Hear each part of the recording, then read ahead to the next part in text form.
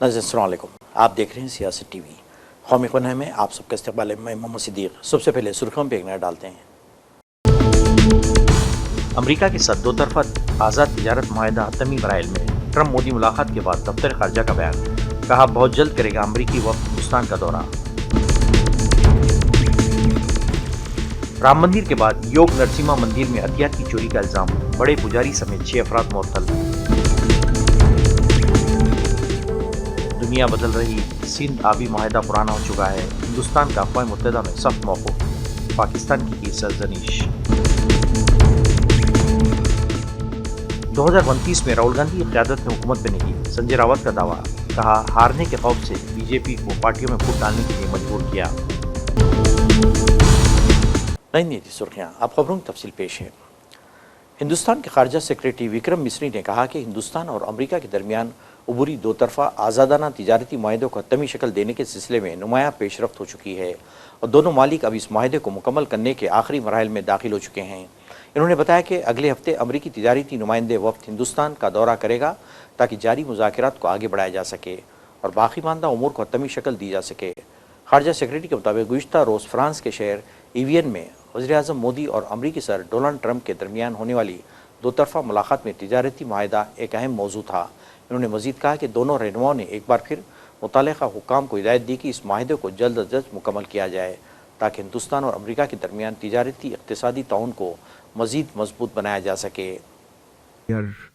In the final stages of concluding that agreement. Next week, in fact, the United States Trade Representative, Mr. Jamieson Greer, will be visiting India to take forward these discussions. And in the bilateral meeting between Prime Minister and President Donald Trump yesterday in Evian, this was a major subject of discussion. Both leaders once again gave instructions for this agreement to be concluded at the earliest possible. So you can see the trade aspect as a major focus of this visit, and it carried on in a sense today in Paris. To just bring you up to date with Prime Minister's engagements here, he began the day by meeting 4 leading French CEOs. These included Mr.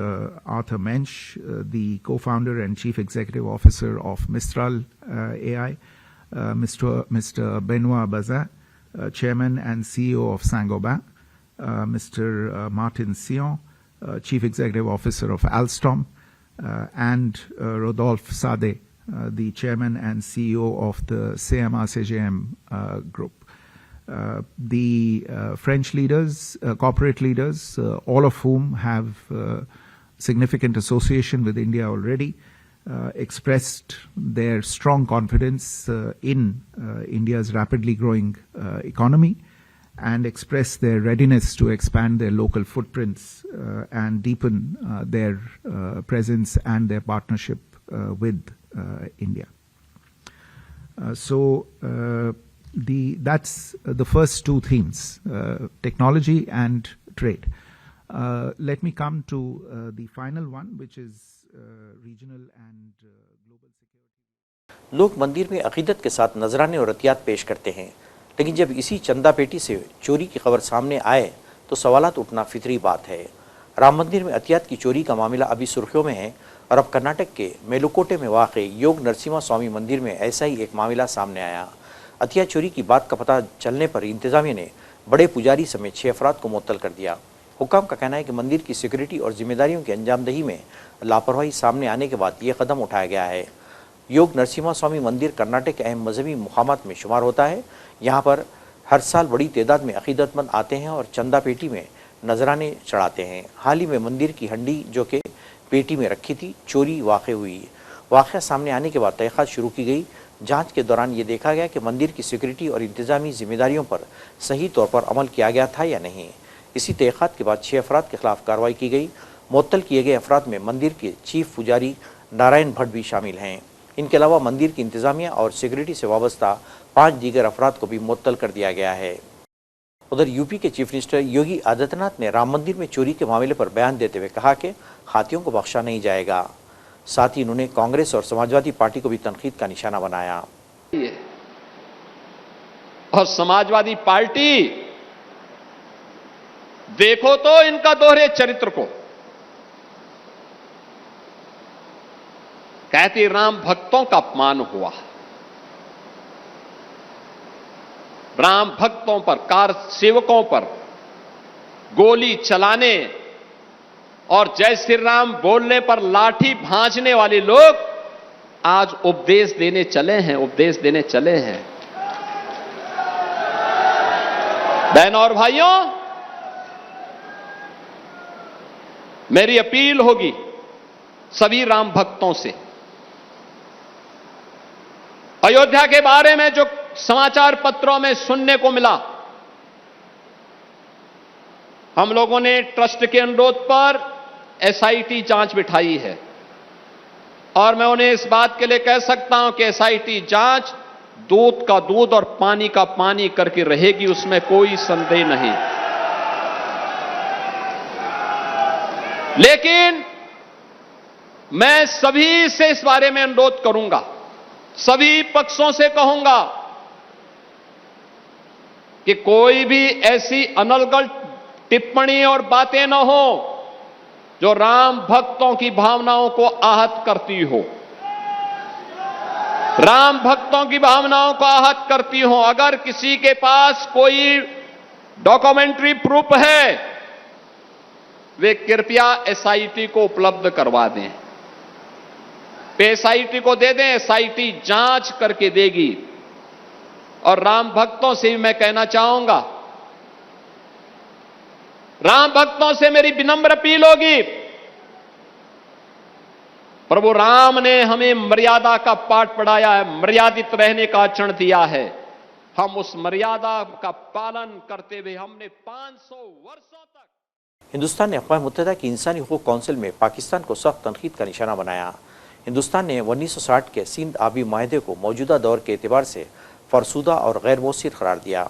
साथ ही हिंदुस्तान ने पाकिस्तान को लाजवाब करते हुए दो टोक अल्फाज में कहा कि जो मुल्क दहशतगर्दी को अपनी सरकारी पॉलिसी के तौर पर इस्तेमाल करता है, वो दोस्ती और ताउन के फ़वाइद की तौक़्क़ु नहीं कर सकता। अक़वाम मुत्तहिदा में हिंदुस्तान के फर्स्ट सेक्रेटरी अनुपमा सिंह ने पाकिस्तान के इल्ज़ामात का सख्त जवाब दिया।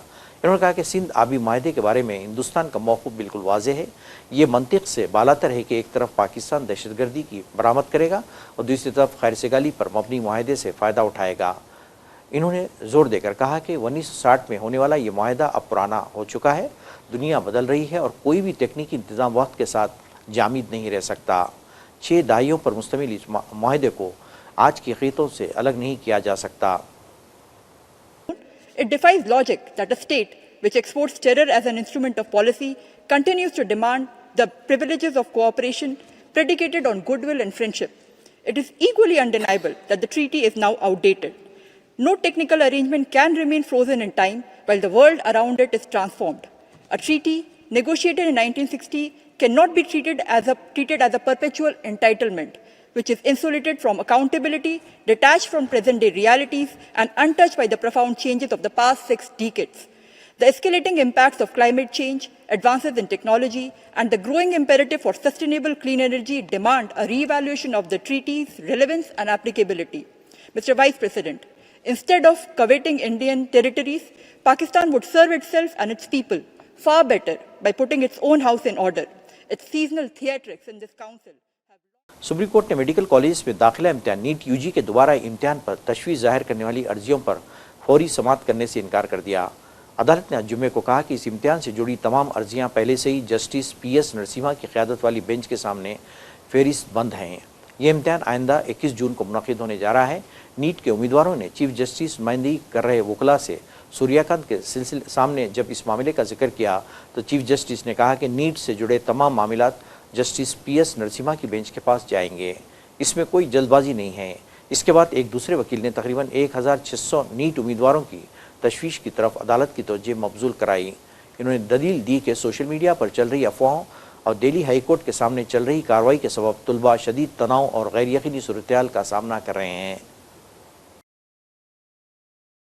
मेरी सभी तलबा से अपील है कि अब आप फेल नहीं हुए हैं, इसलिए खुद को सज़ा मत दीजिए। राहुल गांधी कांग्रेस पार्टी के साथ खड़ी है। आने वाले वक्त में छात्रों की गूंज पूरे मुल्क में सदाए एहतजाज की शक्ल इख्तियार करेगी।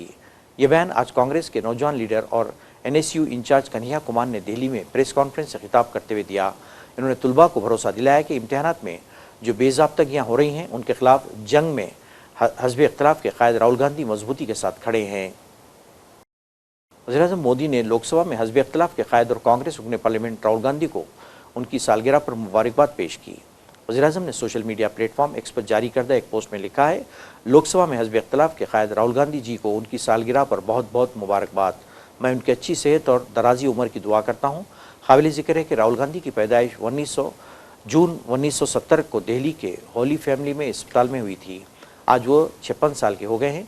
वो साबिक़ वज़ीर-ए-आज़म राजीव गांधी और कांग्रेस की राज्यसभा रुकन सोनिया गांधी की सबसे बड़ी औलाद हैं।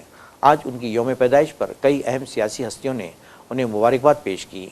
उनमें कांग्रेस सर मल्लिकार्जुन खड़गे भी शामिल हैं, जिन्होंने आइनी इक़दार के तईं उनकी वाबस्तगी और समाज के महरूम तबक़ात के लिए उनकी वकालत की भरपूर सिताइश की है।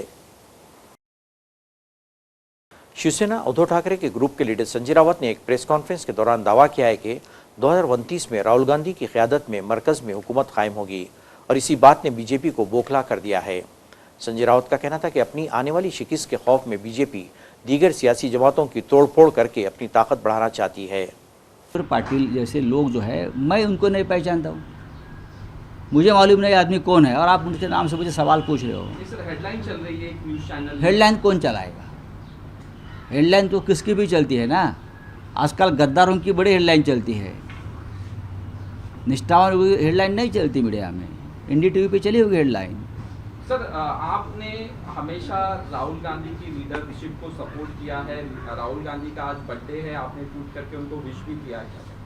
देखिए, राहुल जी देश के नेता है, राहुल जी एक लोकप्रिय नेता है, राहुल संघर्ष करते हैं जिसकी आज ज़रूरत है। राहुल सच बोलते हैं और राहुल के लीडरशिप ने ही मोदी जी को सबसे बड़ा चैलेंज खड़ा किया है। इसलिए तो ये तोड़फोड़ चल रही है ना। 2029 में राहुल जी के नेतृत्व में हम सरकार बनाएंगे केंद्र में, मैं आपको बोल रहा हूँ। ये मोदी और शाह को मालूम है, इसीलिए तो ये पार्टी तोड़ने का जो और स्टेट तोड़ने का जो कार्यक्रम चल रहा है ना, वो वही डर के मारे चल रहा है। 2029 में हम सरकार बनाएंगे राहुल जी के लीडरशिप में, दिल्ली में, केंद्र में। ये डर है ये लोगों के मन में। इसलिए राहुल जी को आज पूरा देश, उनका जो आज बर्थडे है, जन्मदिन है, पूरा देश उनको शुभकामनाएं दे रहा है कि राहुल जी आगे बढ़ो, हम आपके साथ हैं। सर MP से काम हो रहा है, देश में जो तोड़ने का काम हो रहा है, पंजाब के बाद बंगाल के बाद महाराष्ट्र, और ये जो सारी तोड़ने का काम हो रहा है, आपके पॉलिटिकल एक्सपीरियंस से आपको क्या लगता है कि ये क्यों किया जा रहा है तोड़फोड़? ये इसलिए कि ये बीजेपी डरी हुई है। 2029 तक वो किसी रीजनल पार्टीज को कांग्रेस के साथ जो काम कर रहे हैं उनको नहीं रखना चाहती। दूसरी बात, ये 8 से 50 वाला लोकसभा का आंकड़ा लेकर संविधान में बदल करेंगे। संविधान बदलने के बाद डेमोक्रेटिक सिस्टम ख़त्म करेंगे और इस देश में वो प्रेसिडेंशियल सिस्टम लाना चाहते हैं, हुकुमशाही, तानाशाही। इसलिए सब चल रहा है, लेकिन हमें होने नहीं दे। सर कल सुनेत्रा पवार जाके अमित शाह से मिली। अब ये भी हो रहा है कि जो शरद पवार के MPs हैं उनको भी तोड़ने का काम देखेंगे ना, यही काम है ना दिल्ली वालों का। नाज़रीन, आखिर में सुर्खियों पे एक और नज़र। अमेरिका के साथ दो तरफा आज़ाद तिजारत मुआहदा हतमी मराइल में ट्रंप मोदी मुलाकात के बाद दफ्तर खारजा का बयान। कहा, बहुत जल्द करेगा अमरीकी वफ़द हिंदुस्तान का दौरा। राम मंदिर के बाद योग नरसिम्हा मंदिर में अतियात की चोरी का इल्जाम, बड़े पुजारी समेत 6 अफराद मुअत्तल।